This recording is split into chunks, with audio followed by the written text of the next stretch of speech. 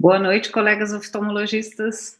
Boa noite, grupo que hoje vai estar aqui presente, fazendo parte de mais um CBO Live. Hoje o nosso tema vai ser perspectivas do mercado profissional médico pós-crise.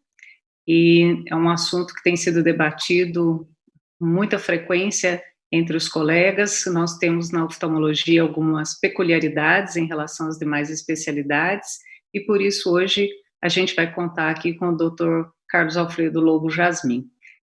Nosso grupo é coordenado, então, essa atividade por mim, Vilma Leles, e pelo nosso colega Newton Júnior, e hoje nós temos aqui o Dr. Frederico Pena, que é membro da Comissão de Saúde Suplementar do CBO, e que vai participar nessa intervenção e nesses questionamentos junto ao Dr. Carlos Alfredo. E hoje nós temos a honra de ter aqui o nosso presidente do CBO, o Dr. José Beniz, que vai fazer sua saudação a todos e ao Dr. Jasmin. Por favor, Beniz. Boa noite, Vilma. É sempre um prazer ter essa interlocução com você. Você, como o Newton diz, sempre trazendo elegância para o nosso evento. Newton Andrade Júnior, nosso amigo de Fortaleza, sempre presente, que valoriza tanto as nossas lives do CBO, que se tornaram realmente uma instituição nossa. A nossa CBO Lives realmente mandam, vamos dizer, na gíria jovem, muito bem, e realmente traz muitas informações relevantes aos nossos oftalmologistas e a todo o público que nos ouve. Frederico, diretor e coordenador da nossa Comissão de Saúde Suplementar e SUS, CSS.S, do CBO, e que tanto nos ajuda e coordena em todas as atividades. Fred também, posso dizer assim, é o presidente da SBAL, que é a Sociedade Brasileira de Administração em Oftalmologia. Fred, é um prazer ter você aqui hoje, com todo o seu conhecimento nessa área. Com certeza vai fazer contrapontos interessantes ao nosso querido professor Carlos Jasmin. E Carlos Jasmin, nosso amigo já de algum tempo, amigo do CBO, esteve presente na nossa convenção em janeiro deste ano, motivo pelo qual eu te agradeço muito ter se deslocado até São Paulo para fazer aquela apresentação brilhante que você lá fez e que trouxe tanta luz para os temas que você abordou lá muito bem em relação à defesa profissional médica e, naquele momento, especialmente em oftalmologia. Então, é um prazer muito grande ter você aqui, meu amigo Jasmin, Carlos Jasmin, e dizer a todos que nós estamos frente a uma real autoridade e que vai nos trazer grandes insights, muita coisa nova e importante para essa vivência, se Deus quiser, será em breve, pós-crise. Então, volto a palavra aos nossos âncoras para darem sequência à nossa programação. Obrigado, Vilma. Obrigado, Newton. Bom, nós vamos dar início, então, com a apresentação do Dr. Carlos Alfredo Lobo Jasmin. Ele vai fazer uma breve apresentação para a gente já dar início às nossas perguntas, que a gente já está recebendo, Dr. Jasmin. Então, por favor. Boa noite, promete. Boa noite a todos, boa noite, Benisa, Vilma, o Fred, porque é sempre um prazer desmentir o Benisa um pouco, porque eu, na verdade, vou aqui tentar resolver algumas das questões que vocês vão apresentar. Esse é um tema de defesa profissional, um tema bastante complicado, né? Eu sempre digo que a defesa profissional, se ela tivesse a receita de bolo, seria muito fácil, mas lamentavelmente não tem.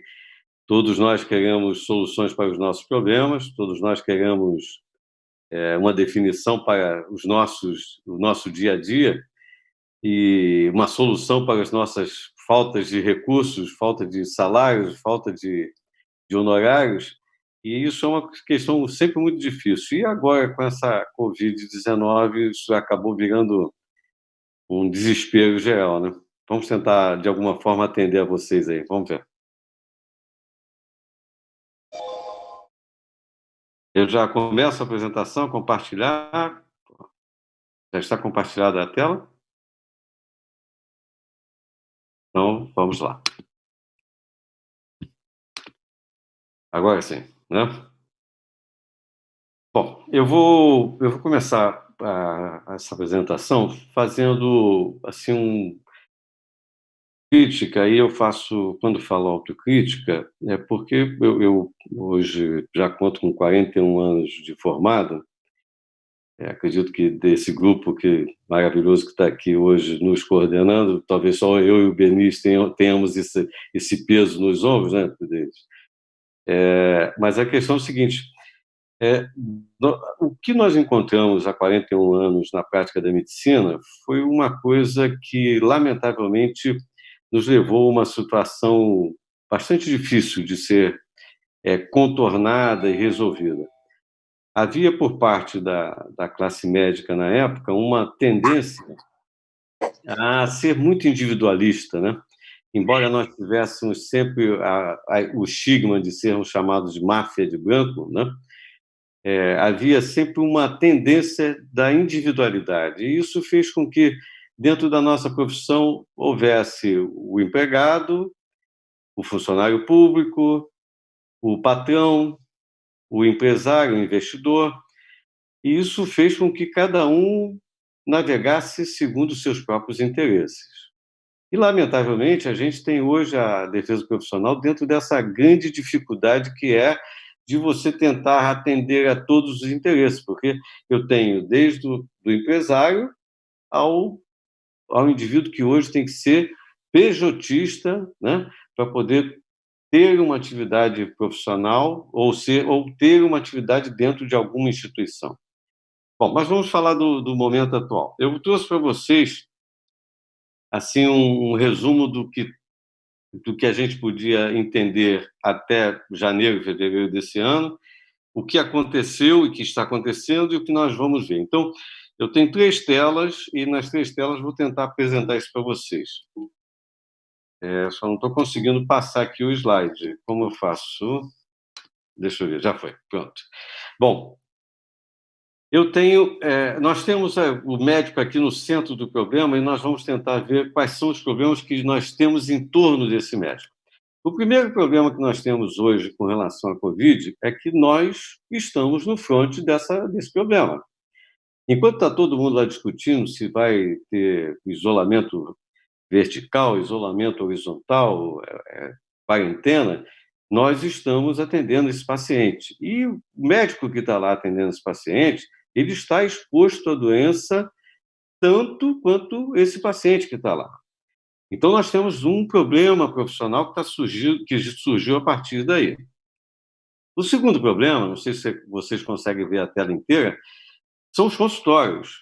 No dia 17 de março, se não me engano, o Ministério da Saúde determinou que os atendimentos seletivos deveriam ser suspensos para que os leitos destinados à Covid não pudessem ser, de alguma forma, ocupados e que a necessidade que surgisse com a Covid não fosse atrapalhada. E, com isso, todos nós fomos para dentro de casa, dentro desse isolamento que estamos nós aí cumprindo a todo custo. O segundo problema foi que, junto com esse consultório que não podia funcionar, também não podia ter procedimento eletivo. E o procedimento eletivo também passou por um outro problema. Além do Ministério da Saúde dizer que todos os leitos de UTI e de UTI, com intubação ou sem intubação, eles precisariam estar disponibilizados para a Covid, nós também tivemos uma pressão da ANS, que logo 2 dias depois dessa decisão do Ministério, resolveu também seguir a mesma linha. Bom, não satisfeitos com isso, no dia 25, se não me engano, de março, a ANS resolveu editar uma nota onde ela dizia que 31 de maio seria o limite para as cirurgias, os procedimentos eletivos. Isso jogou grande parte da nossa profissão, dos nossos profissionais, ao limbo, porque todos nós, cerca de 60% a 65% da classe médica, de 450, 460 mil médicos do Brasil hoje trabalham para a saúde suplementar. E se você não pode realizar um procedimento eletivo, está todo mundo com braços e pernas amarradas, né? Bom, mas as coisas não pararam por aí, porque o fato de estar lá no front, enfrentando os problemas, nos levou à contaminação, e essa contaminação nos leva ao afastamento compulsório de tudo que você faz. Então, alguns colegas que estão lá com o PJ atendendo em determinadas instituições são obrigados a serem recolhidos à sua casa quando não são internados e entubados e ficam submetidos a uma condição salarial que não existe, porque ele não tem garantia trabalhista. E essa situação, então, se amplia um pouco mais além daquilo que a gente consegue, às vezes, se aperceber. A perda de receitas passa a ser inevitável. E, para completar a história, o governo, numa tentativa de manter as pessoas em casa, resolveu, de alguma forma, autorizar o que a gente chama de teleconsultas, alguns estão chamando de telemedicina, e eu estou tentando fazer uma campanha para dizer que isso, teleconsulta, parece que só a nossa tecnologia vai ser só uma tela, e não é. Nós temos até 2025, no máximo, a chegada de uma coisa que é a medicina conectada. E essa medicina conectada tem como uma das modalidades a teleconsulta. Então, teleconsulta parece que está sendo um grande adversário nosso e a gente não tem tempo pela frente para poder enfrentar. Bom, aí nós vamos para a segunda tela. Esses problemas já estão estabelecidos. Tá, todos eles estabelecidos, o que nós vamos resolver? Aí nós começamos a nos mexer dentro do que é possível. Quem está lá no front, que está lá mal remunerado, que está sofrendo, que está com toda a dificuldade, precisa ter uma remuneração diferenciada. E de que forma a gente pode resolver isso? Lamentavelmente, as pessoas têm conceitos diferentes do que é a realidade. O Conselho Federal de Medicina tem o poder de legislar sobre a nossa profissão. A Associação Médica Brasileira e todas as suas sociedades, que são o guarda-chuva aonde ela está acima delas, tem a função de educar, como nós estamos tendo aqui essa live com essa finalidade. Qualquer coisa diferente disso passa a ser uma adaptação. Então, a atuação dos conselhos e a atuação das sociedades, ela dificilmente consegue chegar à intervenção para uma conquista de uma remuneração. O que a gente percebeu, e eu tenho certeza que a oftalmo faz parte disso, porque eu sou ortopedista de formação, e nós estamos envolvidos na criação do IBDM lá no Congresso Nacional, Instituto Brasileiro de Medicina, cuja finalidade é suportar a Frente Parlamentar da Medicina. E essa Frente Parlamentar da Medicina é um meio da gente, lá onde as coisas acontecem, onde a legislação é feita, tentar interferirmos em cima de quem pode realmente provocar benefícios com relação a isso. E é isso que nós estamos tentando fazer.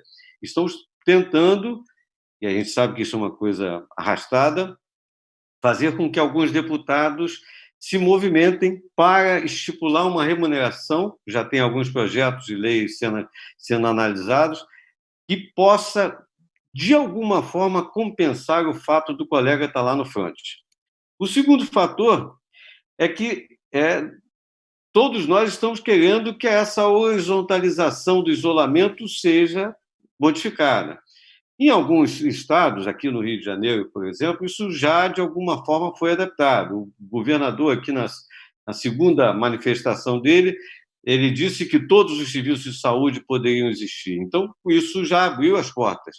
Mas, paralelamente a isso, as pessoas não querem ir, estão com medo de ir às ruas. E os consultórios continuam vazios, né? Os procedimentos eletivos, nós tivemos, quem vem acompanhando, nós tivemos a tal manifestação no dia 25 de março da ANS, criando a data de 31. No dia 27, nós fizemos contato com o presidente, tentando interferir nisso.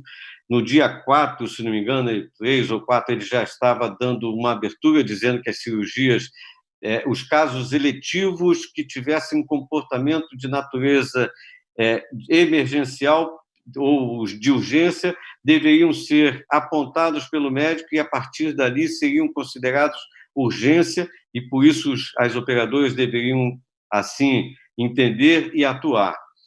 Isso foi mais ou menos contornado, as coisas não foram muito ainda satisfatórias, e semana passada, no dia 16, nós tivemos por parte deles a manifestação dizendo que a ANS, em momento nenhum, negou a realização dos procedimentos eletivos.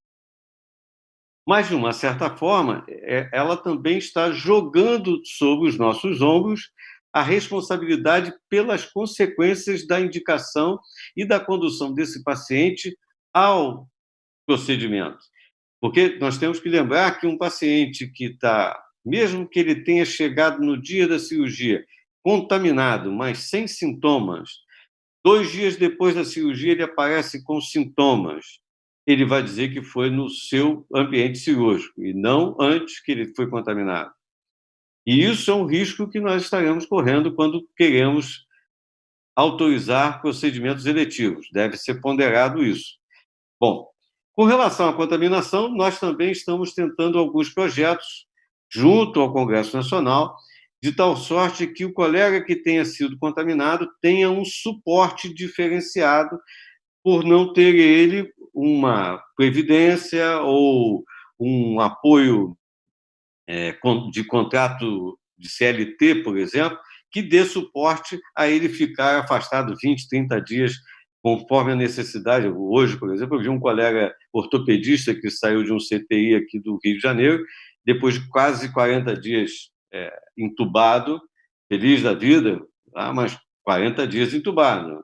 E, com certeza, ainda com algum tempo ainda para melhorar da condição física para poder trabalhar.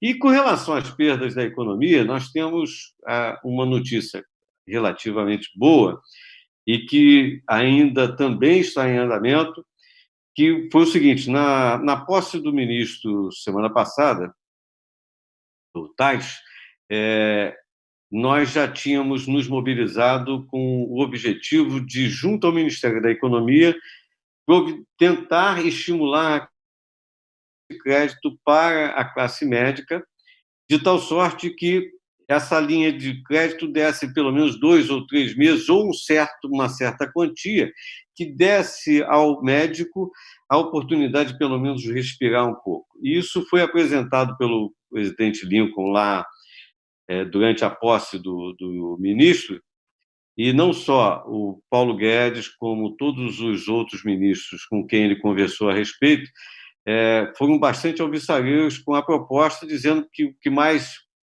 os deixou, ou os deixaram felizes e satisfeitos com a proposição, foi que nós não pedimos dinheiro a ninguém. Nós estamos querendo apenas que seja criada uma linha de crédito com um certo tempo de carência e que nos dê tempo para pagar isso aí. Então, isso pelo menos nos dá uma flexibilização do sufoco que passaremos. Bom, as teleconsultas, nós temos feito algumas orientações, e essas orientações básicas, o motivo é que não existem regras muito certas. Nós não temos vínculo nenhum com nenhuma operadora para fazermos teleconsultas, então não somos obrigados a fazê-la. A ANS, nessa resolução da semana passada, também disse que a teleconsulta, eles não iriam mudar em nada, nem rol nada, porque ela é apenas um meio diferente, mas de uma mesma coisa. Então, a consulta é consulta. Quando ele diz consulta é consulta, todas elas são iguais. E se são iguais, devem ser remuneradas da mesma forma. E a gente está ouvindo aí, por exemplo, uma Unimed em Minas Gerais, que está propondo pagar R$ 37,50 a consulta. Nós estamos aconselhando que isso não seja aceito.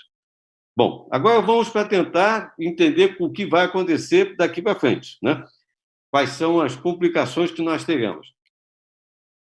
Nós dependemos do Congresso Nacional para tentar uma remuneração diferenciada para quem sofreu estando lá no front. E precisamos trabalhar, sei que o Conselho Brasileiro de Oftalmologia é atuante nisso, porque faz parte dentro do grupo de sociedades que estão lá envolvidas, e precisamos trabalhar muito em cima disso dos deputados, que, além de legislar, hoje estão preocupados muito mais em tirar o presidente do que outra coisa, né? Então, eles deveriam ter mais ocupação para poder resolver a situação e estão nos atrapalhando. Essa é uma das coisas que estão atrapalhando. A segunda coisa é que nós temos que considerar que os nossos consultórios também não serão os mesmos, porque essas operadoras, o que eles estão argumentando é que eles deverão perder de 10% a 20% das vidas que eles têm hoje. E isso é uma coisa que vai reduzir o consultório de quem atende operadores de plano de saúde. Os procedimentos eletivos já estão sendo liberados, mas sempre com aquela ressalva de que nós somos responsáveis. Eu sou cooperado de uma Unimed aqui do Rio, onde eu acredito que o Pena também seja, que hoje mandou uma mensagem dizendo que os procedimentos eletivos estão totalmente liberados. Mas a responsabilidade continua, lamentavelmente, sendo nossa, né? Não tem outro jeito. Da mesma forma, quando nós pensamos em uma compensação, estamos lá dependendo do Congresso Nacional, e mais uma vez eu botei um em cima do outro, porque o Congresso Nacional é pesado e nós estamos tanto carregando uma mochila pesada nas costas, uma mochila pesada no peito, e temos que nos mexer para que isso funcione, não tem outro jeito. Esse Ministério da Economia é um pleito encaminhado que a gente acredita que terá um sucesso nisso aí. Mas, como política é política, nós também estamos nessa situação. E as orientações com relação à teleconsulta, o que eu tenho dito é o seguinte: mais uma vez, eu entendo como medicina conectada, e a medicina conectada ela deve existir porque é o aparelho celular do paciente que vai servir para nos dar suporte no controle de uma diabetes que ele está deixando de controlar, é o exercício que ele não fez, que eu posso ter dispositivos para saber se ele está ou não fazendo. Isso é inevitável, e até 2025 nós teremos isso na nossa mesa e precisaremos saber usar isso. Não adianta achar que que a medicina vai continuar sendo do jeito que é, porque ela não tem mais esse espaço. Aliás, ou nós pensamos assim, ou nós vamos ser aquele velho que não sabe botar uma fita de videocassete para poder rodar, né? E a gente sempre ria dos nossos pais por conta de uma fita de videocassete, e hoje nós temos uma tecnologia entrando por dentro dos nossos consultórios e precisamos resolver. Em resumo, o que eu tenho para dizer não é assim muito alvissareiro. Nós temos um futuro bastante sombrio que não vai ser tão impactante.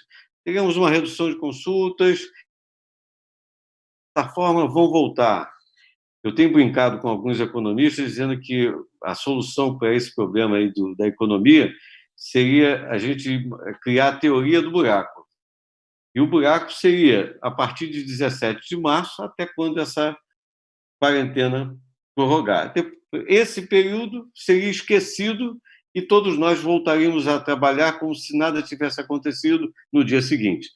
Seria uma forma boa de resolver os problemas, mas, lamentavelmente, isso não vai acontecer. Temos algumas pessoas desempregadas, temos algumas empresas em situação bastante difícil, e isso vai dar uma mexida com todos nós, além do fato de que nós vamos ter que aprender a viver num mundo com uma outra impressão a respeito de tudo que passa ao nosso redor. É mais ou menos isso. Eu agradeço a vocês e fico à disposição para que a gente comece a tentar elucidar qualquer dúvida aí. Bom, já saí da tela. Oi. Eu não estou te ouvindo. Muito obrigado pelos seus esclarecimentos. E aí eu vou até me antecipar aqui para tentar compartilhar uma tela aqui e já parabenizar nosso presidente que está aqui e toda a diretoria do CBO.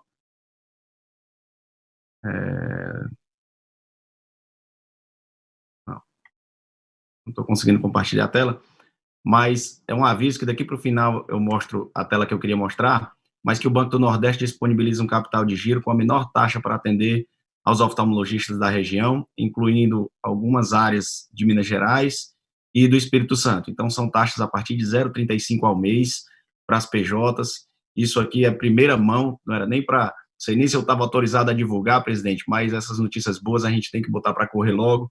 E quarta-feira a gente tem mais detalhe, mas em nome de todos que estão aqui, a gente queria parabenizar a oftalmologia brasileira por estar correndo atrás desse comitê de crise aí, e aqui a gente tem o senhor, o doutor Beniz, a gente tem o Pedro Carricondo, que estão bem ativos aí nesse comitê de crise.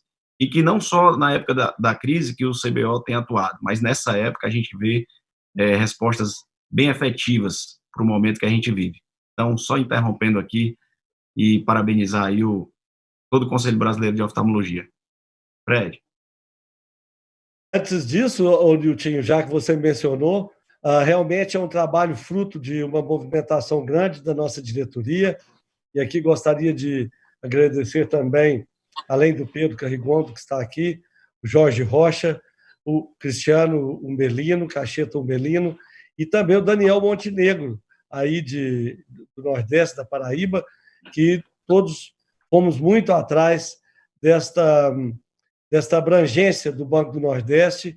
Aí, que beleza, obrigado. E que veio a se concretizar, então, a notícia final no dia de hoje. Muito obrigado a todos que expuseram de seu tempo, de sua luta, no sentido de enxergarmos a mais essa conquista. Então, na quarta-feira, nós teremos mais detalhes sobre isso. Obrigado, Niltinho. Fred. Parabéns, Niltinho. Parabéns aí ao CBO por essa conquista, realmente muito significativo, 0,35% ao mês. Eu já estou imaginando o Jasmin tentando levar isso lá para a MB para pedir para estender para todos os médicos do Brasil.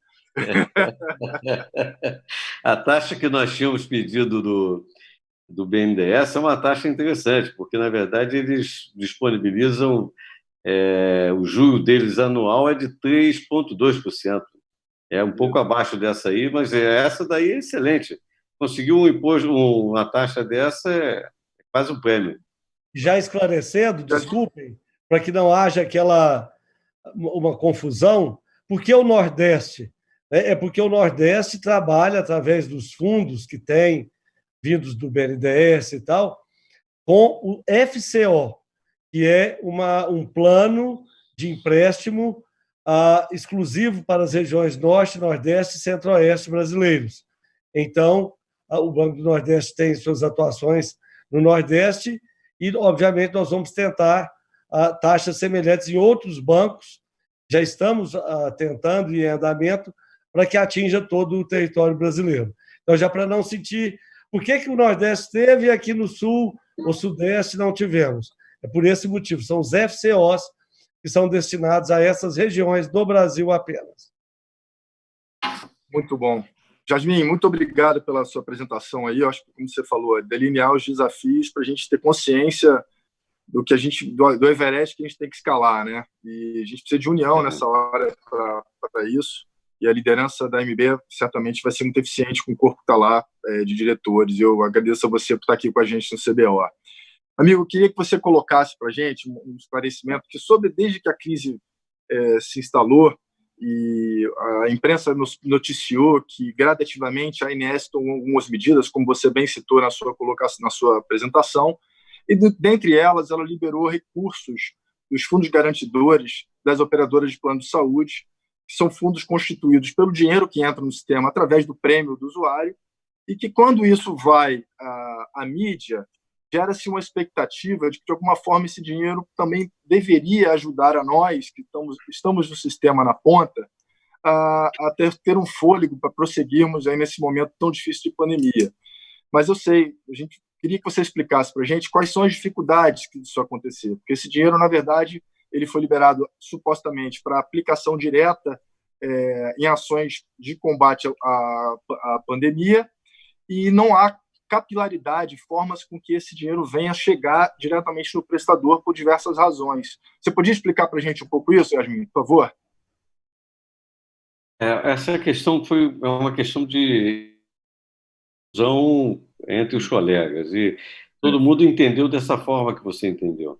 Isso. Só que a liberação inicial foi provocada pelo Mandetta ainda, logo no início das primeiras manifestações dele a respeito da Covid. Ele citou a liberação de 20% da reserva técnica, que hoje é na casa de 55 bilhões de reais. E essa reserva técnica, não sei se todos conhecem o que é isso. A operadora tem uma certa despesa mensal e a ANS calcula que eles tenham que ter depositado X vezes aquela despesa mensal como uma reserva técnica para que, eventualmente, numa quebra da operadora, eles tenham como suportar o atendimento das pessoas, o pagamento de quem eles devem. E esse valor, ele é, como dizia lá o nosso ministro, saudoso ministro, imexível, né? Ninguém pode tocar nessa reserva. E como nós estamos numa situação peculiar, o Mandetta sugeriu que isso fosse liberado. A ANS legislou a respeito, regulou isso esses dias, mas, como você bem disse, isso é um provimento para a Covid. E a única coisa, a ANS ainda liberou uma segunda parcela disso, pedindo que eles não abandonassem as pessoas inadimplentes. E a grande parte, só para a gente entender qual é a boa vontade das operadoras, né? A grande parte das operadoras não se interessou por mexer nesse dinheiro só pelo fato de ter que não dar ao inadimplente o título de calote. Ou seja, ele prefere que o cara saia, mas ele prefere não atender esse cara do que ficar com uma despesa desse indivíduo, mesmo tendo a mobilização de uma reserva que é extremamente gigantesca. A liberação que o Mandetta havia feito já era na casa de 11 a 12 bilhões de reais. E agora a ANS ampliou isso para quase 15 bilhões de reais. Mesmo assim, eles não estão interessados. Se a gente entender dessa forma, a gente entende por que é quase impossível. Eu já até, em algum tempo na vida, acreditei em Papai Noel. Atualmente, eu não acredito mais. Então, não acredito que eles vão ser tão bonzinhos conosco a ponto de a gente voltar a acreditar em Papai Noel, né? Isso aí. Jasmin, está chegando aqui algumas perguntas, ainda sobre o tema ANS. Um colega nosso pergunta sobre o risco da operadora, já que houve essas mudanças do alargamento da autorização do prazo, se gera uma confusão. E o Daniel, um colega oftalmologista, pergunta se há algum risco da operadora não pagar por essas consultas que estão sendo feitas nesse período. Você já explicou bem que aquilo que está autorizado e executado, não há nenhuma razão para nós não recebermos isso. Quer dizer, a ANS estará atenta a isso. Aquilo que está autorizado como consulta executada no dia de hoje, ou qualquer procedimento que foi autorizado, mesmo sendo uma cirurgia eletiva, não há motivo nenhum para a operadora não pagar o prestador de serviço, correto, Jasmin? Correto. E a maioria dos colegas não tem noção dos recursos que pode lançar a mão. A ANS, se uma operadora faz um negócio desse com você, ela não tem com você uma relação de respeito. E se ela não tem uma relação de respeito, você não deve respeitá-la. Então, a primeira coisa a fazer é denunciar isso à ANS. Mas agora, nesse momento, como é uma situação particular, eu tenho tido alguns contatos com a diretoria da ANS e contatos que têm sido bastante proveitosos. E eles se dispuseram a receber a denúncia de qualquer coisa que aconteça nesse sentido. Eu já divulguei um áudio, acredito que grande parte de vocês já ouviu, e nesse áudio digo, inclusive, o nome de uma operadora que, em Minas, disse que só pagaria 50% dos honorários porque ela não tinha recursos por conta da Covid. Isso foi encaminhado à ANS e eles voltaram atrás em 2 tempos. Pelo menos é o que eu soube até agora. Perfeito. Eu acho que isso é muito importante a gente frisar para todos que estão nos ouvindo aqui, que é o momento da gente estar informando o AMB, o CBO, todas as entidades de classe, para todo tipo de abuso que eventualmente ocorra nesse momento, que há tanta confusão acontecendo, e o médico, muitas vezes, na tentativa de sobreviver no seu dia a dia, ele se vê às vezes, colocação absurda de uma operadora, e, como você disse, a ANS, diante das conversas da MB, está disposta a receber as queixas e tocar isso para frente, porque a situação já é muito difícil para todos nós que temos, independente das questões regulatórias que foram alteradas provisoriamente, existe uma queda de demanda porque o mundo parou, né? Quer dizer, a medicina eletiva, na maioria das regiões do Brasil, o Brasil é um país com grandes variações, então há regiões do Brasil que talvez pudessem ter um sistema diferente desse que está aí, né? Mas a ANS ela fez uma regra para o Brasil inteiro. Então, talvez ela esteja um pouco exagerada para algumas regiões. Eu vejo até que hoje, os Estados Unidos hoje liberou já, através do CMS lá, uma orientação de retomada gradativa da medicina eletiva, exatamente ponderando isso, as condicionantes da localidade, localidades em que você tem uma rede totalmente eficiente para atender o Covid, e especialmente especialidades como oftalmologia, ortopedia, que giram dentro de estruturas de especialidade, isso trará pouco impacto no sentido do atendimento ao Covid, né? Então, que a gente também vai trabalhar nesse sentido, de tentar mostrar que não há razão para você parar a medicina letiva oftalmológica ou ortopédica ou de outras áreas, que uma vez que você pare, você vai gerar grandes danos também para a saúde da população, né?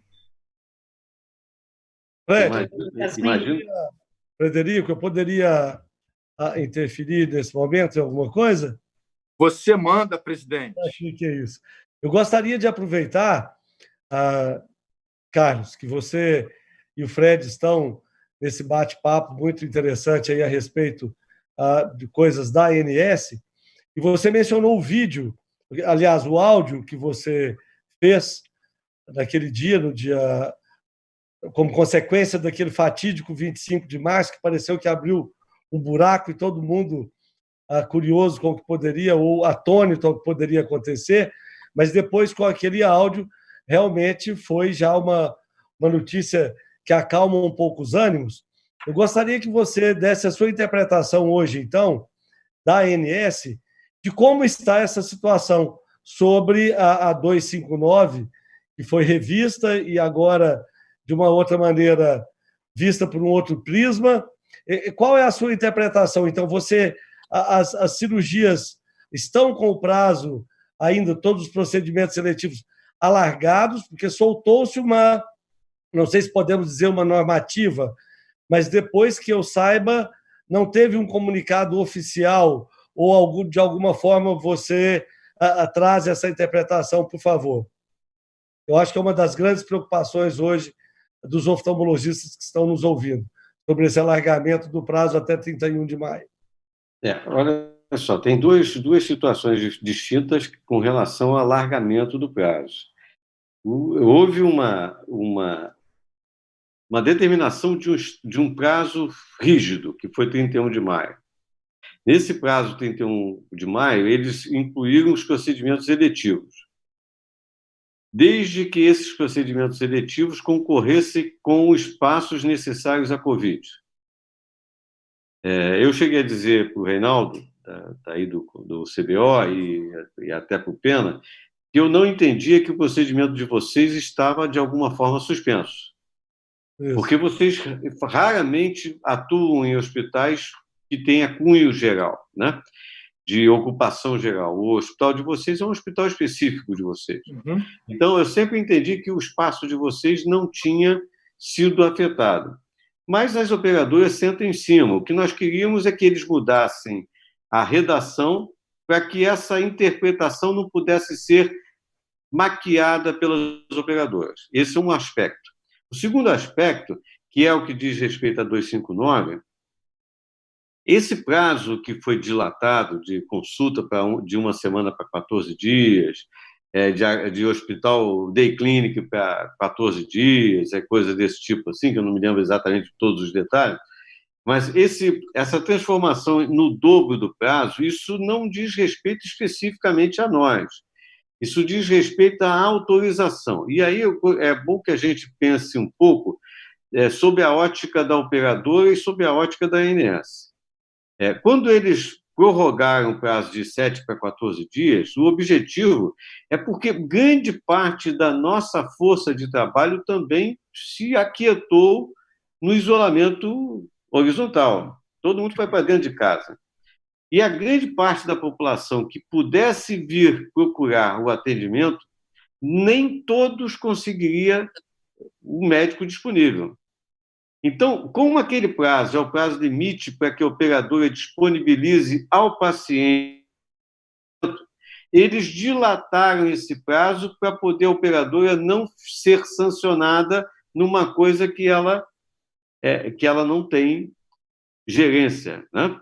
Então, são dois prazos distintos. Aquele prazo da 259 é um prazo de acomodação da relação ANS com a operadora frente à Covid. E o prazo de 31 de maio foi uma imposição que nós não aceitamos. São coisas distintas. Acho que deu para entender mais ou menos, né? Não. Perfeito. Obrigado. Jasmin, chegaram algumas perguntas aqui relacionadas à questão da teleconsulta, né, que tem gerado muita dúvida para muita gente. É legal a gente entrar nesse tema também, então é presente aí. Alguns dizem assim, a teleconsulta, como você bem citou, o exemplo de Unimed, se não me engano, em Minas Gerais, já começa a circular aí a informação de preços aviltantes na teleconsulta, né? E como você bem disse, o conceito, principalmente em períodos de excepcionalidade como esse, a gente esperava que pelo menos se pagasse o mesmo valor da consulta, já que a gente está numa situação de exceção. Essa autorização da telemedicina foi feita numa situação de exceção, né? Isso será revisto passado pandemia, o que se espera. Mas há colegas preocupados com aquele fato de, eventualmente, você ter dificuldade de dizer não. A operadora diz assim, Jasmin, R$35 é o máximo que eu posso pagar. Tem gente querendo aceitar. Eu não vou aceitar, mas eu vou perder o credenciamento, porque a relação que nós temos de credenciamento, na verdade, o que a gente tem que entender é que a teleconsulta ou a teleorientação é uma extensão da realidade, da nossa relação da pessoa física ou jurídica. Como é que você orientaria aí o profissional que está nessa situação? Eu acho que ninguém está com a corda no pescoço, não, Fernando. Primeiro, porque, olha só, você não pode fazer a teleconsulta se você não tiver assinatura digital. E ninguém consegue conquistar uma assinatura digital hoje porque não existem isso disponível. Não tem quem faça isso para você hoje. Então, você não tem essa obrigação de tê-la. Esse é o primeiro ponto. O segundo ponto é que você também não tem isso no seu convênio, no seu contrato de convênio. Essa modalidade de atendimento, ela não está prevista no seu convênio. Então, você não tem obrigatoriedade nenhuma em atender. O terceiro motivo é que, olha só, você quando faz uma consulta, o que é uma consulta? Vamos raciocinar como médicos. Alguém me apresentou um histórico, eu analisei um histórico, me debrucei sobre algumas descrições que ele fez. Depois de debruçar, eu analisei os fatos para concluir um diagnóstico e estabelecer uma terapia. Esse é o mandamento de uma consulta, né? Quando você faz isso, você não faz isso menor porque está fazendo via teleconsulta. Ao contrário, você estará mais exposto por estar fazendo uma teleconsulta do que quando você está fazendo uma consulta presencial. A consulta presencial, se tem a grande oportunidade de examinar o paciente. Enquanto que na teleconsulta, você tem que acreditar naquilo que ele está narrando e o que você consegue depurar da imagem que você está vendo. Então, tecnicamente, é uma consulta mais perigosa e que, na hora que você for processado por ela, ninguém vai te dar desconto na penalidade que você vai receber. O juiz não vai dizer, porque foi teleconsulta, então eu ia te dar uma penalidade aí de R$100 mil, vou te dar de 50 mil a partir de hoje. Não existe isso. Então, em resumo, eu entendo que ninguém é obrigado a aceitar a teleconsulta. Se é um paciente, hoje alguém me fez uma pergunta, foi até uma colega de Minas, me fez uma pergunta sobre você está com um paciente seu que está te ligando precisando de uma consulta. Eu faço de graça. Prefiro fazer de graça do que estabelecer que a consulta vai valer R$ 37,50. Porque quando eu faço isso, eu crio um status de cobrança. Esse status de cobrança depois você não reverte mais. A consulta é igual, ela não muda. E a ANS, pelo menos nisso, foi muito feliz. Eu não preciso criar nada novo, eu só tenho uma modalidade diferente de entregar a mesma coisa. Então, a consulta é a consulta. Por que ela tem que ter valor diferente? Se tiver diferente, é para ser mais caro, porque eu tenho que ter dispositivos adequados, eu tenho que ter segurança. A Lei Geral de Proteção de Dados vem aí, estava para vir em agosto, vai ser sancionada em agosto, firmada. A implantação parece que ficou para dezembro, janeiro, mas não é, sabe, ninguém está livre disso. Você é obrigado com muita segurança, todas as informações. E outra coisa, essa consulta que você faz, teleconsulta, ela tem, de alguma forma, ser gravada. Se você não fizer isso, você também corre riscos jurídicos em cima disso. Então, eu não sei se as pessoas deveriam se arvorar do jeito que estão se arvorando, fazendo consultas dessa maneira. Não tem uma legislação ainda, o Conselho não legislou em torno disso, eu não faria isso. Nesse sentido, Jasmin, lógico que a ANS, supostamente, ela não interfere nessa relação entre prestador e operadora, né? Ela regula, mas ela deixa supostamente para o livre mercado, que a gente sabe que não é livre como a gente gostaria, né? É um mercado que tem diversas amarras, diversas limitações na escolha, tanto por parte do usuário quanto por parte do profissional, que muitas vezes ele é obrigado a aceitar imposições contratuais inadequadas para ele e para a boa prática da medicina. Isso é uma verdade.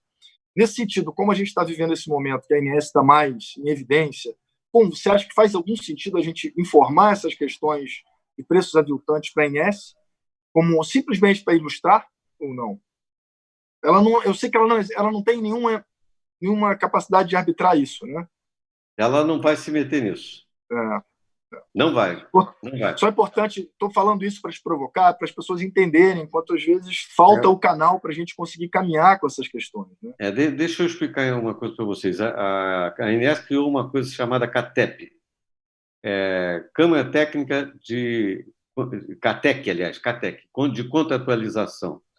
E essa Câmara Técnica, ela aconteceu por 5 reuniões, depois foi feita uma reunião conclusiva, depois uma outra reunião de apresentação da conclusão, e depois, agora, recentemente, foi apresentado o documento final, e ela está hoje sobre audiência, sobre pública, como é que está me faltando o termo? Sobre... Consulta pública. Consulta pública, obrigado. Consulta pública. E toda vez que nós fomos lá para falar com o Rodrigo sobre isso, o Rodrigo é o diretor responsável por isso, e toda vez que estivemos em reunião, se o assunto pendia para valor, ele fazia assim: lamento muito, mas eu não posso fazer nada. Isso é uma relação comercial e mais, eles não podem. E toda a abordagem que foi feita na conclusão deles, na proposição, tem uma resolução para sair publicada em torno disso, foi contestada pela Câmara que faz o cerceamento de preço, de cartel. CAD. Sobre o CAD. O CAD foi contra a ANS e impôs que fossem retiradas algumas cláusulas dessa resolução que eles estavam apresentando, porque eles mencionavam intervir na relação comercial de valores entre operador e prestador. Então, a chance é zero, zero. Eles não vão ter esse tipo de manifestação. Perfeito. Doutor Jasmin, nós temos aqui algumas outras perguntas, e lembrando que no final dessa resolução que o senhor acabou de comentar, tem um parágrafo bem interessante onde a ANS coloca: Também é importante esclarecer que as operadoras são livres para atenderem seus beneficiários em menor prazo, se identificarem que sua rede prestadora tem capacidade de atendimento. E como o senhor comentou, a oftalmologia, muito frequentemente, se utiliza de hospitais, de espaços, onde não tem outros agravos, e nós, via de regra, não usamos cirurgias com anestesias, com entubamento, com intubação, ou seja, situações de menor risco de contaminação. Logo, o entender da classe é que é melhor nós irmos fazendo as cirurgias eletivas, não só as urgências, mas as cirurgias eletivas lentamente, no formato adequado de controle, né, de fluxo de pacientes, até para não haver um represamento depois. No entanto, vem essa fala que o senhor hoje colocou aqui, que a gente já ouviu antes, do risco de contaminação do paciente no ambiente cirúrgico. Mas a questão é que hoje nós estamos numa situação de contaminação comunitária. Isso mantém esse risco de processo, enfim, e a nossa colega Leda, oftalmologista, está perguntando se um termo de esclarecimento é suficiente para resolver essa questão. Bom, doutora Vilma, é uma coisa interessante, né? Porque, na verdade, se a gente parar para pensar que nós temos um risco de contaminação comunitária, isso é jogado por terra, né? Porque você não tem como saber. Você não sabe se o paciente chegou contaminado, você não sabe se o seu assistente, aquela circulante da sua clínica, que não precisa de intubação, que não precisa de uma série de coisas, não se contaminou anteontem dentro do ônibus, né? Ou no táxi, o paciente. Oi? Ou no táxi, o paciente. Ou no táxi, né? O paciente, exatamente. Você não sabe aonde e o que e de que forma alguém pode ter se contaminado. Isso é um fato. Também é fato que, se a gente fizer um termo de consentimento bastante detalhado, enriquecido com comentários a respeito da presença da Covid, da necessidade, isso também tem por tendência jogar por terra a responsabilidade que possa ser jogada sobre o nosso ombro. Mas aí vem o irônico da coisa, que foi o motivo de eu ter sorrido um pouco no início. Me desculpe, o telefone está tocando aqui. E o motivo é o seguinte: quem julga é um juiz. E a gente não sabe o que sai da cabeça deles, né? E a grande dificuldade é você entender, porque o direito é uma coisa, consegue ser mais empírica do que a medicina, né? Nossa medicina não é uma ciência exata, é uma ciência baseada em evidências, mas não consegue ser exata. Nós não conseguimos ter precisão de um paciente ao outro com o mesmo diagnóstico, né? Mas o direito ele consegue ser mais impreciso do que a medicina. E dependendo da abordagem que o advogado da paciente fizer e a defesa que o seu advogado fizer, o entendimento do juiz pode ser o mais variado possível. Eu teria um pouco de receios com relação a isso. Mas o termo tem sido uma situação em que, na verdade, a nossa prática médica ela já funciona assim em todos os sentidos. A gente só está acrescentando um fator que é o Covid, porque na prática a nossa indicação cirúrgica para um paciente, não só a terapêutica clínica também está envolvida nisso, mas principalmente os procedimentos cirúrgicos, né? Nós temos termos de consentimento, mas que não te livram absolutamente da responsabilidade. E o Covid é apenas uma pitada a mais nessa história, porque a nossa responsabilidade está envolvida nisso de qualquer forma, né? Então, a ponderação e o bom relacionamento médico-paciente talvez seja a chave para a gente. A melhor relação. Dizem que eu já estive, hoje não tenho mais frequentado a Câmara Técnica do Conselho Regional de Medicina de Ortopedia. E o que eu posso afirmar, diante de tantos processos que a gente viu lá, é que raramente você tem um processo com um médico que tem uma boa relação. Raramente.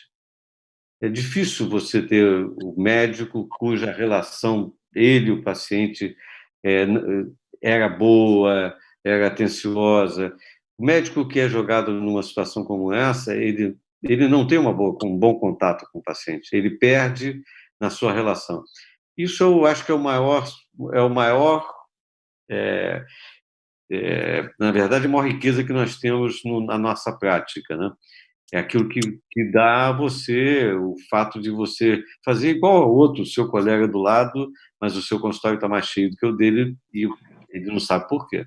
Mas você tem um sorriso mais bonito do que o dele, você é mais atenciosa, e é assim que a coisa funciona. Mas, lamentavelmente, há surpresas, e a gente não pode deixar de pensar nelas, né? Perfeito. Jasmin, esse contexto que a gente está vivendo tem também colocado, de alguma forma, a profissão em evidência, né? As palmas, o médico-herói, que na prática isso tudo é muito bonito no momento da homenagem, mas eu vejo muitos colegas aqui colocando quanto eles ficam indignados em perceber que a gente tem pouca força para conseguir lutar, por exemplo, contra o honorário aviltante, né?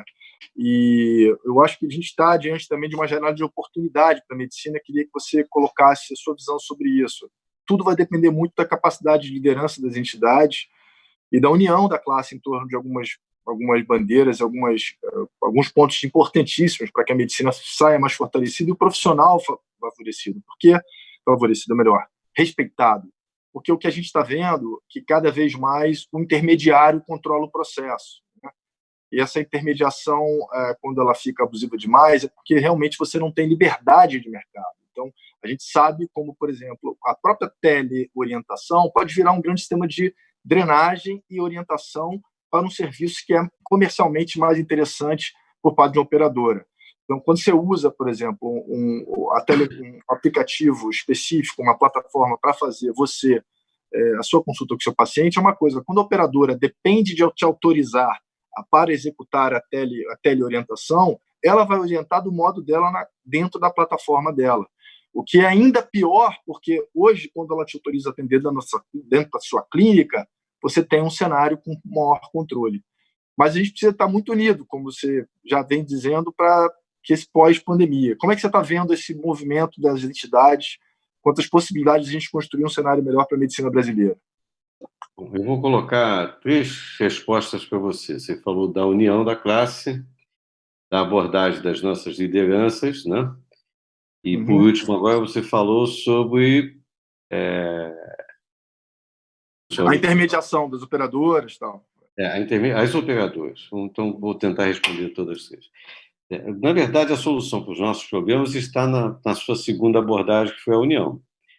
E quem assistiu o início da minha apresentação, quando eu disse que, lamentavelmente, eu faço parte de um grupo de médicos que eu já estava saindo, na verdade, eu entrei quando eles deveriam já estar atuando e nós pegamos o barco andando e sem saber que ele não tinha quem conduzisse o barco.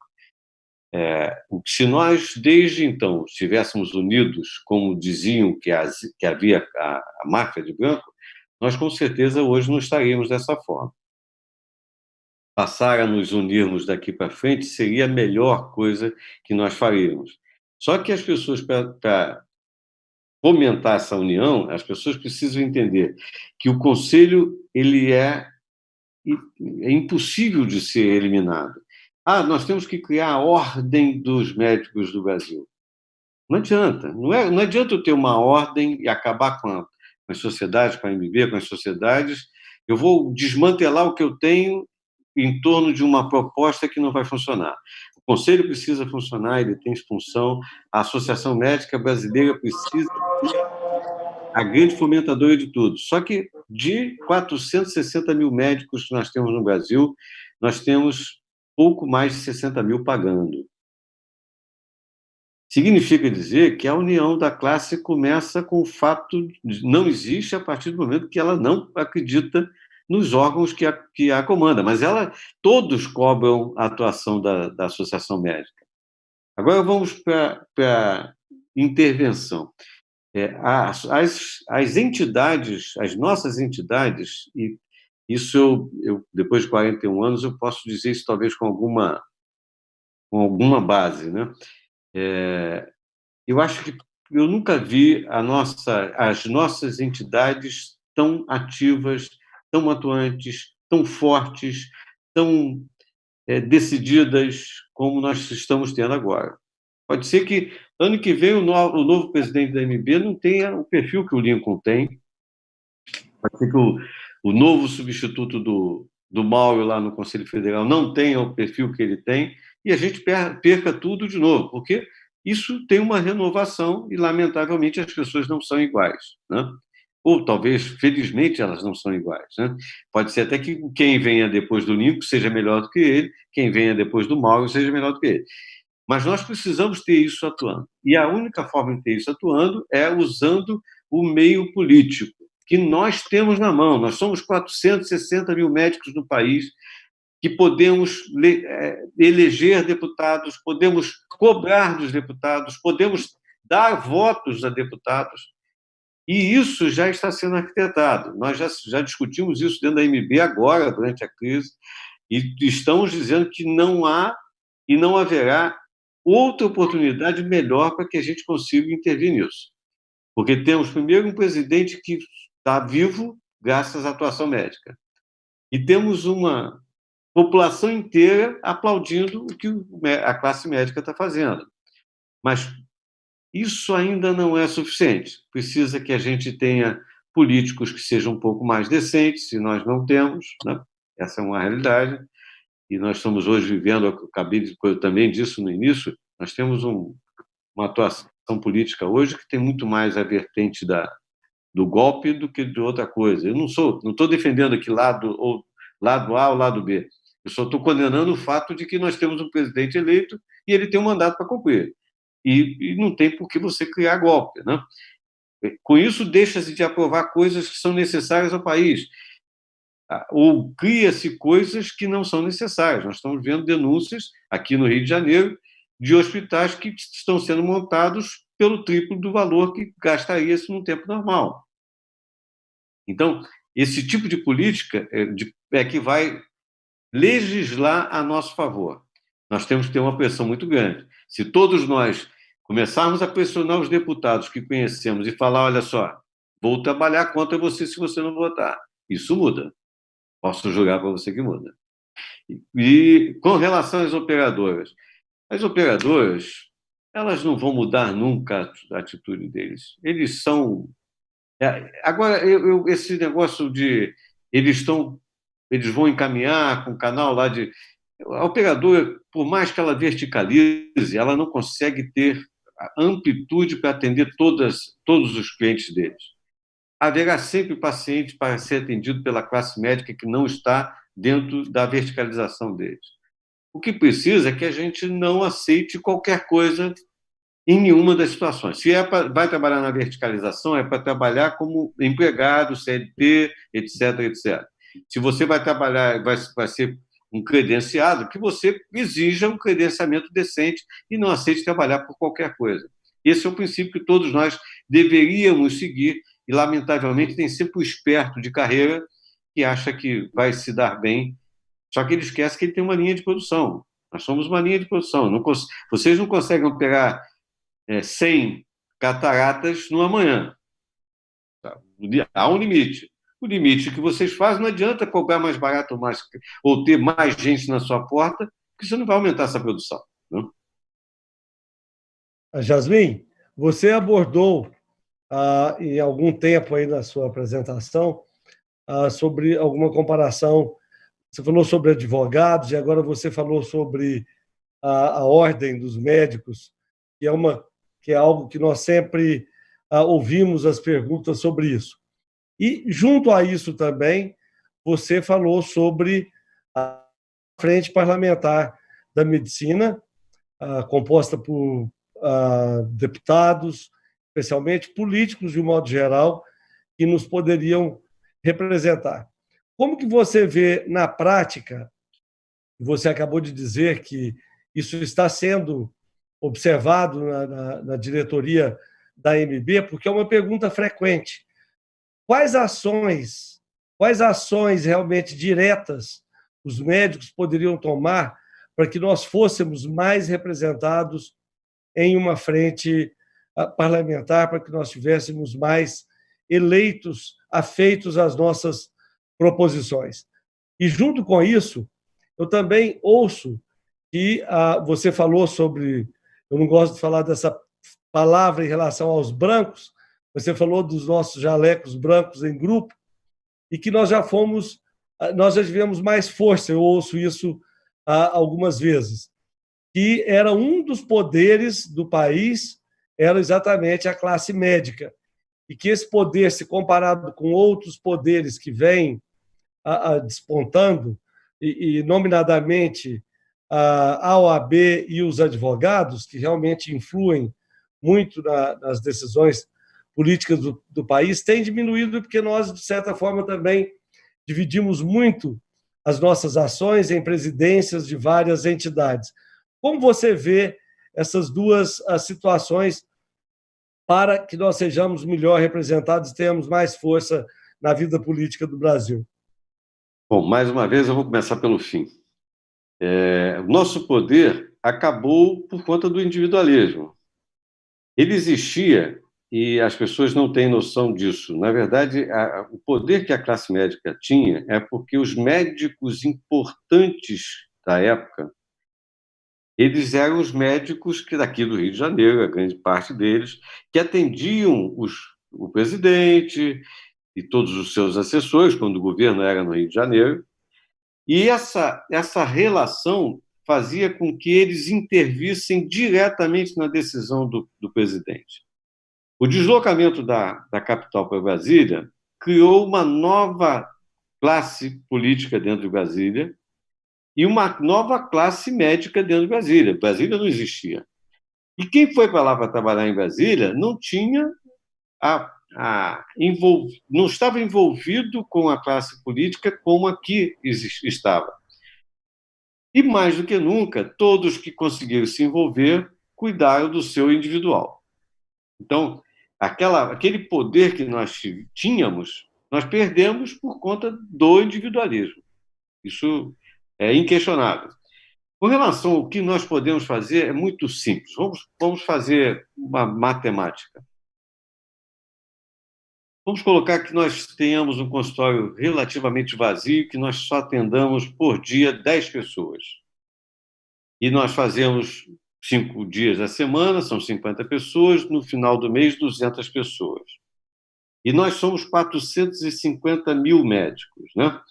Se eu tenho 200 pessoas, eu vou multiplicar isso, eu vou ter 90 milhões de votos conquistados se eu considerar um mês só de atuação, de manifestação minha, junto aos meus pacientes, dizendo quem é o candidato adequado, em quem ele deve acreditar, falando sobre política, nos envolvendo na política.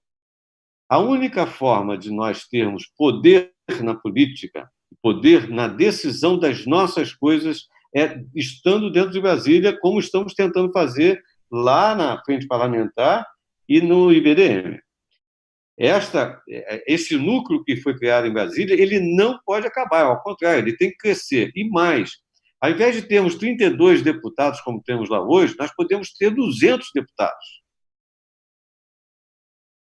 O agronegócio chegou ao estado que nós temos hoje, que é a maior fonte de riqueza do país, porque os caras se uniram. Toda terça-feira, os deputados da Frente Parlamentar do Agronegócio vai lá na sede deles para pedir bênção e falar do que tem que ser falado. O médico precisa entender que ele tem um voto na mão, ao contrário do advogado. O advogado ele tá sempre do lado de uma pendenga. Nós não, nós estamos do lado de quem vota. E nós precisamos usar isso de forma objetiva. Nós não sabemos usar isso. A hora que nós usarmos isso com a força que nós temos, aí acaba. Porque são 450 mil médicos no Brasil votando e conduzindo pessoas a votar. Isso muda, né? Então, da parte da MB sua, do seu pensamento, você deixa claro que o médico deve se meter na política, sim, deve falar sobre os melhores candidatos com os seus pacientes. Ele nunca deveria ter deixado de fazê-lo. É diferente. Porque realmente existe uma corrente de pensamento por outro lado, né, de dizer que aquilo ali é uma consulta, uma relação diferente, onde isso não deve entrar. Não, você, olha só, nós temos situações onde você não tem a mínima oportunidade sequer de falar sobre política com o indivíduo. Claro. Aliás, você tem até que ter cuidado, porque tem alguns manifestantes radicais, né? Mas a conversa, quando você tem uma boa abordagem, como eu disse com a doutora Vilma, né, que a nossa relação passa a ser uma relação de empatia, a conversa e o assunto é o mais variado possível. E, a partir dessa abordagem, você tem o direito de, não de conduzir as pessoas, mas de orientar, seduzir as pessoas em torno de uma candidatura que você está dizendo, ó, esse cara, se ele não fizer, me avisa o que ele não fez, que da próxima vez ele não vai ter meu apoio. É isso. Certo. E o deputado lá sabe disso, sabe que ele, se nós quisermos, ele não vai ser eleito. Basta apenas... Eu te perguntei apenas para te provocar e você respondeu brilhantemente, porque realmente nós temos que escolher o momento para falarmos sobre isso. E uma outra questão, rapidamente, eu não quero tomar o tempo do Fred, dos nossos âncoras, mas é que nós percebemos também, nós temos uma bancada médica enorme em Brasília, bancada médica muito grande, e que nem todos esses, aparentemente, fazem parte da frente parlamentar da medicina. Isso é verdade? Porque nós notamos, parece que muitos médicos que são eleitos lá como vereador, depois prefeito da sua cidade, ele usa a medicina, é uma queixa que nós vemos com uma certa frequência. Não é que ele está usando a medicina para aquilo, mas foi fruto do trabalho médico dele, que ele adquiriu popularidade em sua cidade, se tornou, na maioria das vezes, prefeito, e depois um parlamentar ao nível federal, mas que depois que ele está lá, os compromissos adquiridos durante a vida política dele foram tantos e variados que ser médico para ele já não é mais, para aqueles momentos onde isso é importante, com certeza. Nós devemos utilizar, eu sou médico, mas que, na verdade, na hora de atuar com os quesitos da medicina, isso não acontece em boa parte dos casos. Isso realmente é verdade, e o que nós poderíamos fazer para mudar essa realidade, de realmente de convencer os médicos que lá estão que todos façam parte da frente parlamentar da medicina. Bem, tem duas verdades aí, Vinícius. Uma é que grande parte dos médicos que estão lá afirmam que não foram eleitos por médicos. Isso, é o que eu disse. Por que eles dizem isso? Porque depois que eles foram eleitos nas suas cidades a vereador, o que foi que ele começou a ascender na política, os seus pares o abandonaram nas eleições, não o apoiam nas eleições. Esse é um erro da classe médica. E, de uma certa forma, a gente... interromper, que eu acho que nem sempre é verdade também. Mas, eu acho que isso aí é uma falsa acusação em boa parte das situações. Mas olha só, aí tem... Eu venho de uma cidade do interior e minha família mora ainda nessa cidade, a gente participa, às vezes, das eleições, até algum tempo atrás participava em visualizações e tal. Não sei se isso realmente é verdade para grande parte dos casos, viu, Carlos? Aí nós temos duas verdades. Uma é que, se nós ajudamos o indivíduo a ser eleito, nós não cobramos dele o que deveria cobrar. Isso é uma primeira verdade. Com isso, nós deixamos que essa política podre, que está tomando conta do país há alguns anos, continue existindo. Ela só vai deixar de existir a hora que eu eleger o indivíduo e disser para ele o que ele tem que fazer lá dentro. Porque ele foi eleito por mim, não foi eleito por outro. Agora, se eu o elejo, eu voto nele, consigo votos para ele depois chega lá, faz outra coisa, eu não mudo, na próxima eleição eu voto nele de novo, faço campanha para ele de novo, eu estou assinando atestado de complacente. Pode pedir lá o voto ao Jasmin, que ele vai votar, ele vai nos ajudar na campanha. Ele sabe que eu não vou cobrar nada. O problema é que nós nunca assumimos o papel político que nós deveríamos assumir. Isso é uma coisa que precisa mudar. Nós estamos falando isso, acho que vocês têm conhecimento disso, para a criação da Frente Parlamentar e do IBDM, a Sociedade de Ortopedia fez, inclusive, algumas reuniões com a Associação Americana de Ortopedia para saber como era a gestão deles na política. A coisa deles é tão séria que eles têm 3 médicos contratados que moram em Washington e trabalham no escritório, não mais como médicos, apenas como lobistas do que eles querem para fazer. E toda a classe política, toda a classe médica ortopédica americana, na hora de votar, sabe como votar e como cobrar. Né? Sobre isso, ainda, você tocou num ponto que eu tenho uma pequena experiência. Eu fui convidado, como vice-presidente do CBO, a frequentar o fórum deles, que eles chamam lá o fórum anual, Mid-Year Forum, que eles fazem sempre na primavera em Washington, a Academia Americana de Oftalmologia. E foi uma experiência única nesse sentido. A Academia Americana de Oftalmologia, como nós temos um escritório do CBO em Brasília, mas é um escritório ainda muito tímido, ele poderia ser muito mais florido. Eles têm esse escritório, eles fazem o fórum todo ano em Washington, levam oftalmologistas jovens para trazer essas condições, e são coisas que nós já começamos a fazer também no CBO. Nós já tivemos 6 fóruns nacionais de saúde ocular, o último ano passado, e que realmente é de uma importância muito grande. Mas eu não estou aqui fazendo palanque sobre o fórum ou tal, só para dizer que realmente quer dizer, a oftalmologia ela realmente está na vanguarda em muitas coisas, e uma é exatamente essa. Você falou da ortopedia. E nós gostaríamos que todas as especialidades, eu não sei da experiência, desculpe, tivessem esse tipo de atitude e que nós participássemos mais realmente da vida política em Brasília. Agora, outra coisa, você vê alguma forma de sedução desses deputados e senadores que são médicos e que não se sentem eleitos? Eles não foram eleitos pelos médicos, porque médico não tem tanto voto assim, ele tem como influenciar. Mas eu digo porque eu acho que eles alçaram outros degraus na vida política deles e acham que os pacientes que os elegeram no início como vereadores e tal, dos postos de saúde, eles já assumiram outros compromissos e que realmente a medicina já não é mais o business deles em termo político. O que você acha? A única forma da gente interferir neles agora é o eleitor, o colega que trabalha na cidade dele, na cidade onde ele mora, dizer para ele, olha, só preciso da sua ajuda lá, a classe médica vai te ajudar, nós vamos aqui nos unir para poder te reeleger, mas eu preciso que você trabalhe agora. Ele foi eleito por uma coisa, mas ele pode mudar de opinião, basta apenas que ele seja convencido. Agora, ele não vai ser convencido com alguém que chega lá, bate na porta dele e diz, olha, vim aqui pedir... Não.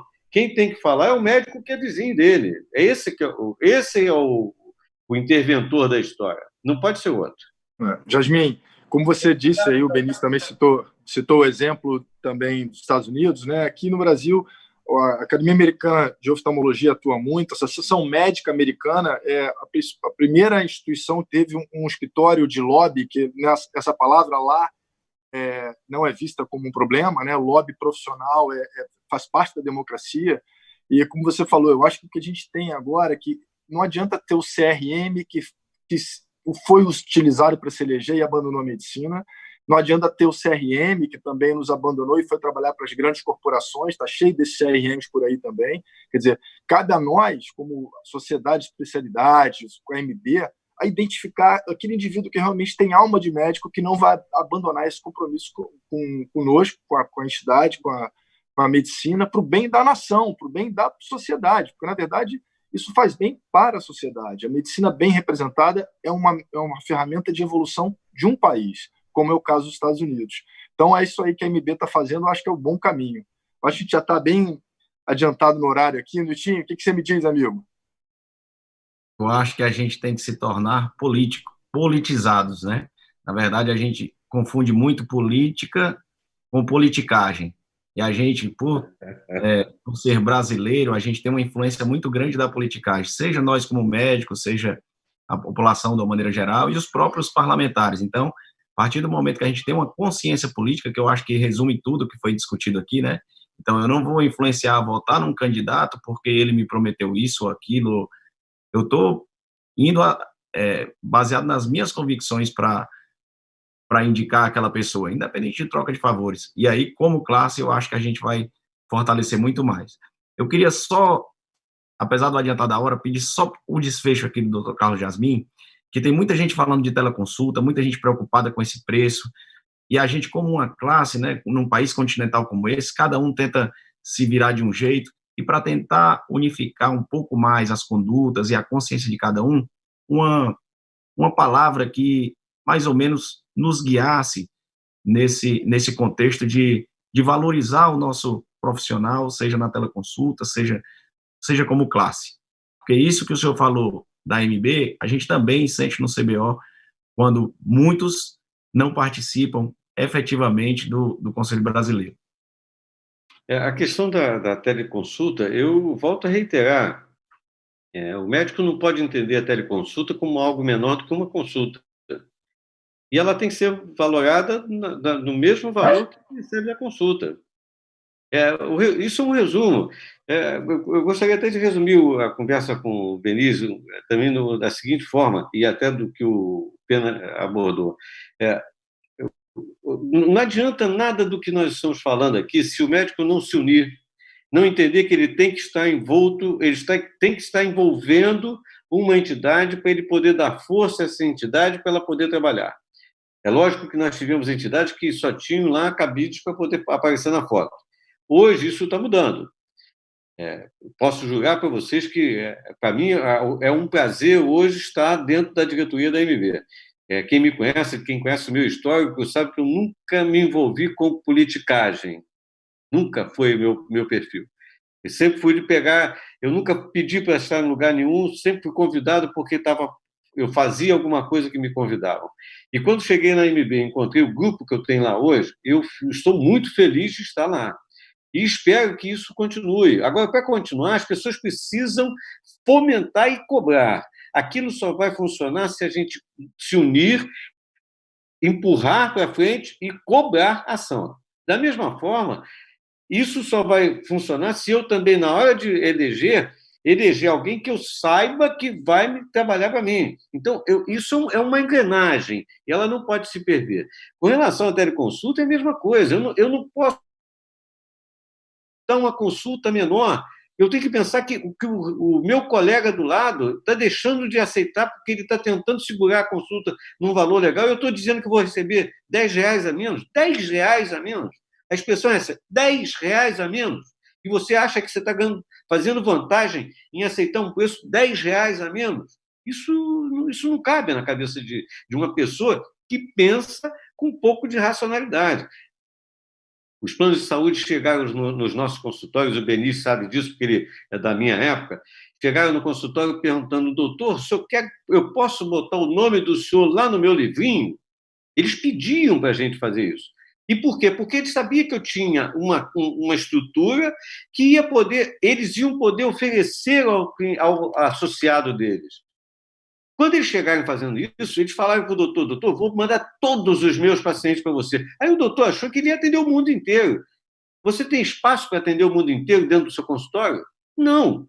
Então não adianta você querer mais do que você pode. Você pode querer o que todos podem. Se nós pensarmos dessa forma, nós vamos todos ser iguais e ganhar bem. Agora, o esperto sempre atrapalha. Esse é o grande problema que nós enfrentamos, o individualismo, que é a palavra inicial de tudo que eu falei aqui hoje.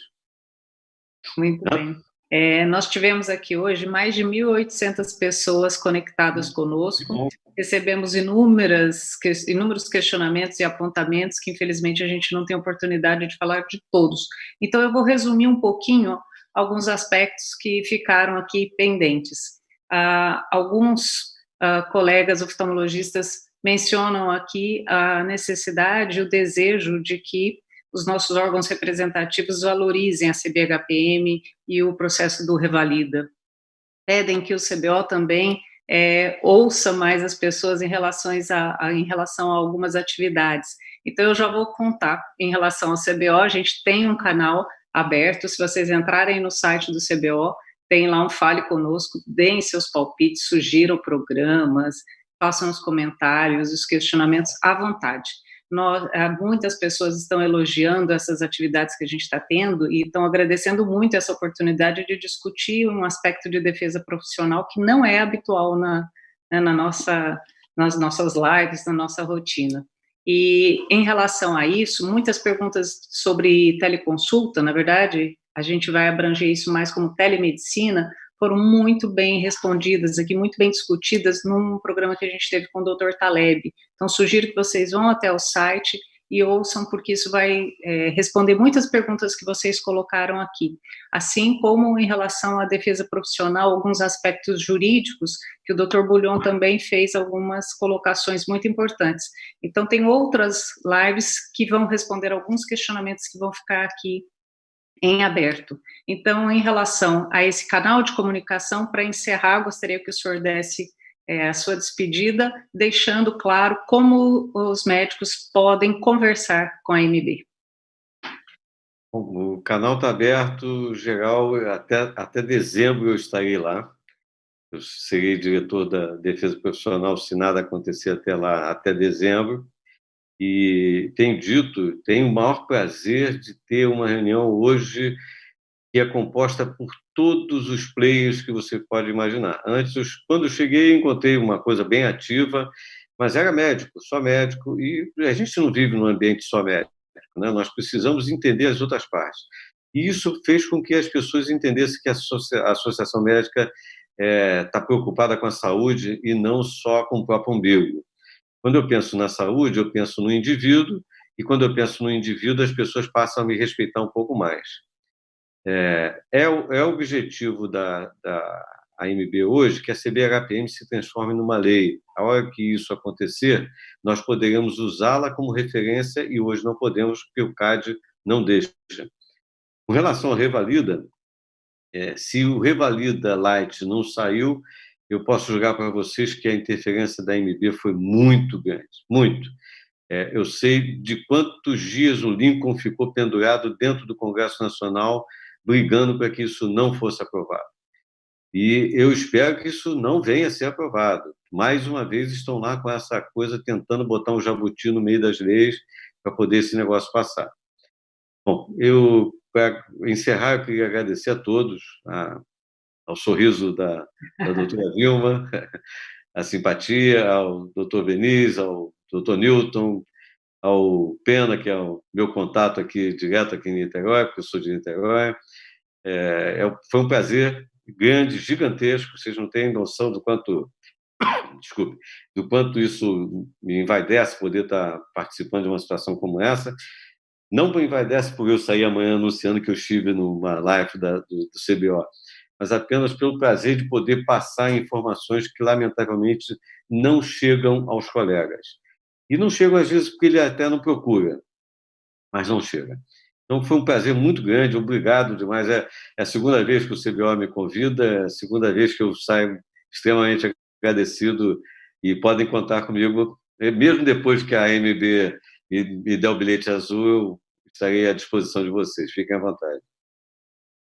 Muito bem, a gente também agradece muito a sua presença aqui. Eu já agradeço o meu companheiro coordenador, Dr. Newton, Fred Pena, nosso querido colega da Comissão de Saúde Suplementar e SUS, e passo a palavra para o Dr. Beniz, nosso presidente, fazer o encerramento.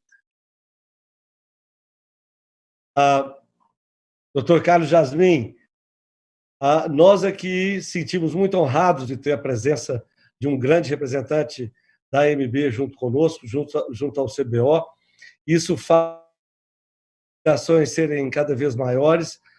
Você abordou temas absolutamente relevantes para o dia a dia e eu senti que realmente até me alonguei um pouquinho, talvez mais do que devesse naquela questão de como fazer política. Talvez isso fosse até um tema para uma outra live, assim como, resumindo, todos seriam tema da live, por exemplo, telemedicina, sim, atualmente tão palpitante, que foi abordada aqui apenas, mas mais da parte técnica e tal. Você poderia perfeitamente um dia voltar para a parte política, como vai ser essa questão da aprovação após a crise. Poderíamos ter uma live em si sobre a ANS, você deu uma ótima abordagem sobre tudo.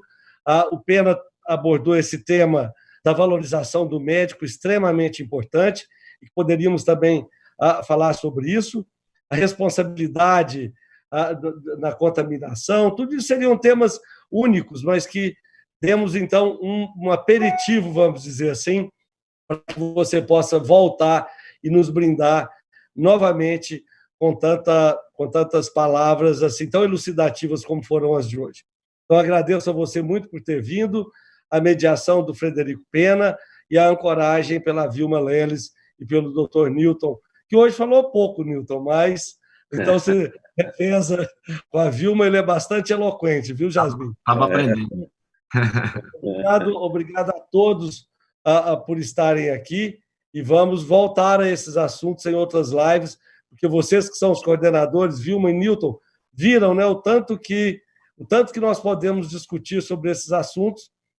Nós podemos, inclusive, anotar esses temas que o Fred trouxe juntamente com o Jasmin, para que possamos fazer lives específicas sobre isso com o Jasmin ou com outros convidados da MB. Obrigado, então, Jasmin, por ter estado aqui mais uma vez. Obrigado a todos. Boa noite. Fico à disposição de vocês. Um abraço. Boa noite a todos. Boa noite.